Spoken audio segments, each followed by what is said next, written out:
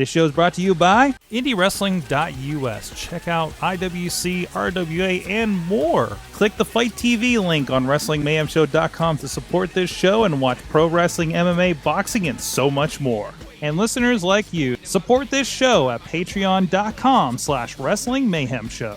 Hungry as fuck, but I ain't starving yet. Chain for the pain, cocktail bar set. Never said I was a gangster or thug, but I'm an animal. Feeding for the taste of the floor. Mix up here in Meadville, PA, not Meadville, amen, with Big D. Dave Kich joins. He's the ring announcer, of course, here with the International Wrestling Cartel. How you doing, man? Very good, very good. So we had Nick on a couple of weeks ago, as you probably heard by now, and we had an outpouring of requests to have you on the show, and so I'm glad we caught you here backstage, because I know you're a little far away, so I figured it's good to have you in person. First of all, quick questions, like we do on the Indy Mayhem show. How'd you get into wrestling?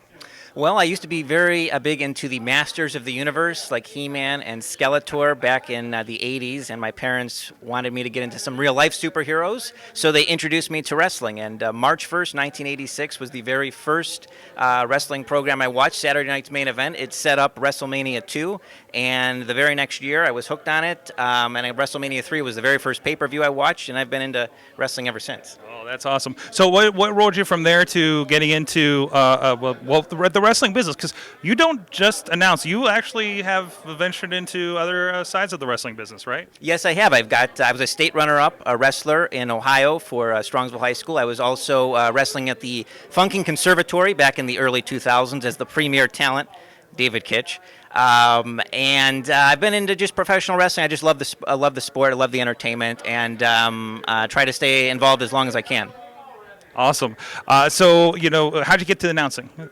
Announcing's always been something that I've loved to do. Back when I was real young, I used to have the LJN wrestling action figures, and I would commentate the matches while I was playing with them, and they're all beat up. I wish I would have saved them, though, because they're all worth a fortune now if they're in the original packaging, but not anymore for me. But anyways, I used to commentate those matches. I used to pretend I was Jesse the Body Ventura and Vince McMahon. I don't do a good Jesse the Body impersonation anymore, but so I've just grown up with it and just love to do the commentary. That's awesome. That's awesome. You're having fun here. We've been with the IWC for a good while now. It's definitely a pretty crazy show. It is crazy, and I'm learning every time I go out here, but I just love the crowd. I mean, IWC has got such a great organization, and the crowds are so passionate. It's just so much fun every time out. That's awesome. So, what are you watching? As far as wrestling, I mean, are you giving a big notice to announcers that are happening these days? What's kind of got your attention? Oh, well, I'm a big WWE fan. Obviously, I watch all the WWE programming. I'm really excited about what Impact Wrestling is going to do now that Jeff Jarrett is back in charge with Impact and Bruce Pritchard coming in. I think their product is looking really good. So I'm really excited on those two fronts. And Ring of Honor, I'm starting to get into a little bit. So a little bit of a mix and match of stuff. That's awesome. So what's the best and the worst thing about ring announcing with pro wrestling?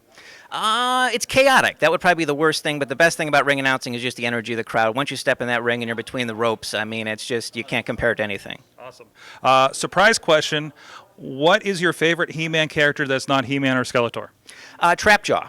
Trapjaw. Good answer. Good answer out there. And in fact, Masters of the Universe now have like pop vinyl mystery mini type figures out, and I just got a Trapjaw mystery mini figure, and it's sitting on my dresser at home. That's awesome. Go check out. Where can people check you out online? Well, I'm on Twitter at Dave Kich. I'm also on Instagram, Dave Kich, DaveKich, all one word. Check it out. Hey guys, still in Meadville here at Night of the Superstars 6, and hey, Britt Baker, friend of the show. Look, and you got something a little extra on your shelf. Yeah, this time, a little hardware. Look at that. First ever women's champion. That's a nice looking belt. I know, right? It's pretty pretty, right? And also, I mean, we're a week away from, at this point, a week ago, you were in Orlando, premiered with Shimmer Wrestling. I did. I debuted with Shimmer, which was like a huge opportunity for me. I'm thankful for Rise, which kind of put my foot in the door with Shimmer. Kevin Harvey, Dave Prezak. It was an awesome opportunity. I had a four-way match with Veda Scott, Nevaeh, and Samantha Heights.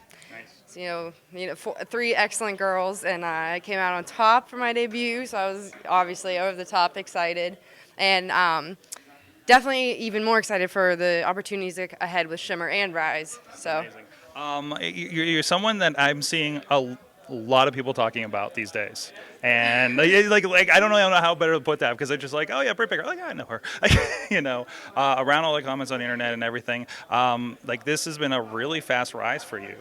Yeah, that's definitely one way to say. And I always say I've just been having a ton of stupid good luck.